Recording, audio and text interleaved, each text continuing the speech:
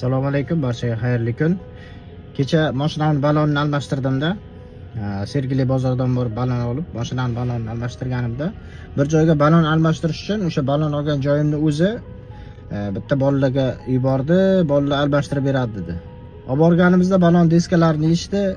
Ancha vaqt kuttirishgandan keyin akadni chaqirishdi. Diskasi qiyshiq ekan dedi. Bir kulutchasini qo'ydi-da, mana shu joyiga qo'ysa tiq qilib diskani o'tkazib yubordi. Ya'ni tegib qoldi. Aytdim, diska qiyshiq ekan. Nima qilib berasizlar desam, aka deyapti, to'g'rilab beramiz deyapti. Donasiga 80 ming hafta keyingam nimagadir qo'yar ekanda, to'g'rilab berar ekan. Ancha kuttirishganga asabim chiqdi-da, qo'y dedim, qaytarib qo'ysa yana bizga pul berasiz dedi. Qanchadir miqdorda pul berdik. U diskani olib boshqa joyga olib bordik. Boshqa joyga rus bolaga olib bordik. U bola aytdiki, diska to'ppa-to'g'ri dedi. Ko'rsatdi, lineykani qo'yib to'ppa-to'g'riligini ko'rsatdi. Endi mana shu yolg'onni ishlatib 80 ming so'm, 100 ming so'm uchun oilasiga harom olib borayotganlar qanday yashaydi?